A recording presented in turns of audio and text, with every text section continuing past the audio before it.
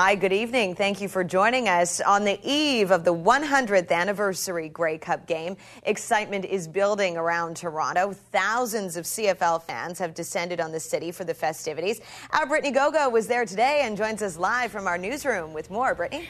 Hi, and thank you for joining us. Well, with just 3 days until the 10th anniversary of the terror attacks in New York City, the U.S. Department of Homeland Security released a statement this evening saying intelligence officials have received what they call credible but unconfirmed information about possible attacks leading up to this Sunday.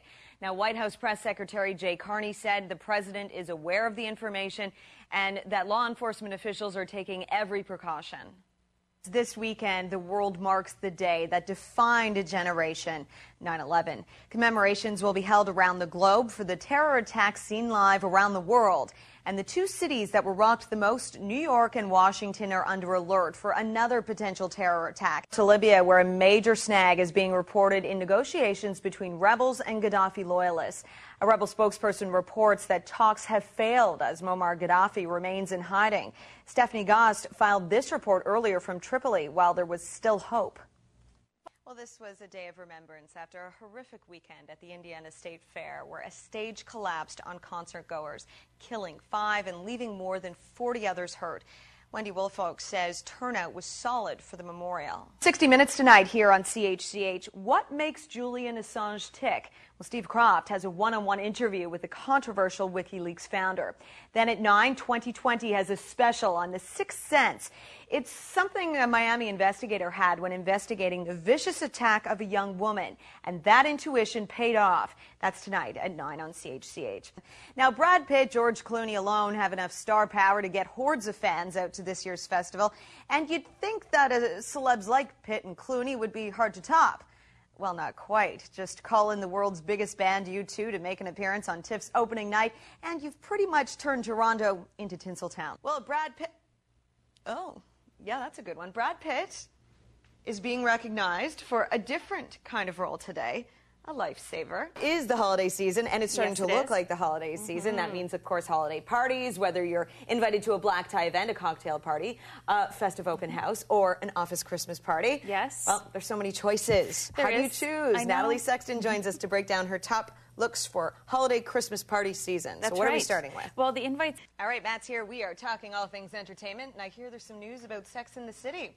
You know what? I always liked the show. I loved the show. Well, it's geared towards... That's cool that you liked it, Well, though. I know. It's geared towards women, but I always enjoyed it. And I like you even more now. I'm not really a man's man, as we all...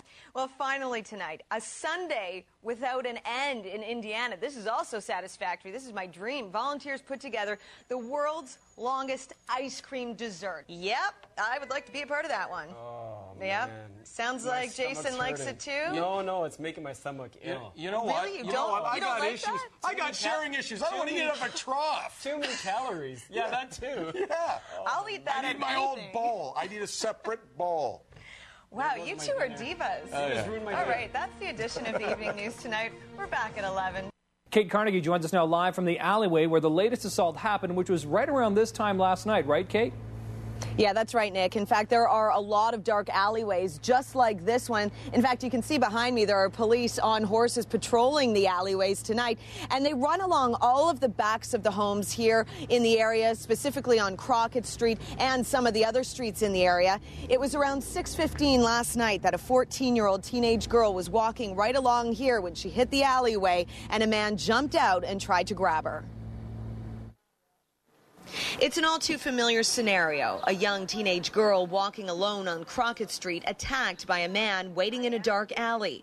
A 14-year-old girl was walking Wednesday night when she heard footsteps behind her. She turned around and saw a man wearing all-black clothing and a balaclava. The girl was walking. She had earbuds, but they weren't on.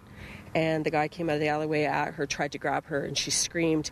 And a neighbor that had just returned home from work heard the screams and came running. Last week, an almost identical attack happened just down the street at the opening of another alleyway. Slater knows the 15-year-old girl who was assaulted. She was going to Shoppers Drug Mart to get milk. It was the first time she was walking anywhere by herself. And she fought and fought and fought and managed to get away. And she's in a lot of pain. She's having a lot of difficulty coping with this, a lot of anxiety.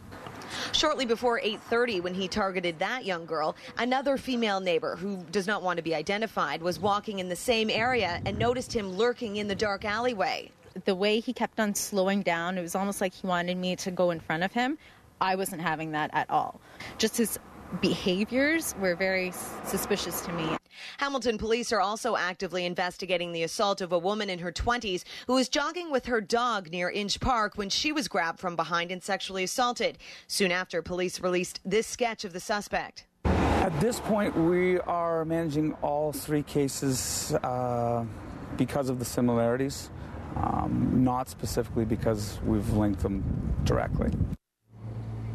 Now, Hamilton police have increased their patrols in the area. In fact, there are 2 police officers on horseback that are walking along all of the alleyways, checking them all out. There's also detectives out that are interviewing people in the area, trying to get more information. Now, police have said that they are looking into the possibility that the last 2 attacks in this area, literally just a few blocks away in different alleyways, is connected. But they're also considering the possibility that the attack that happened at Inge Park could have been committed by a different man.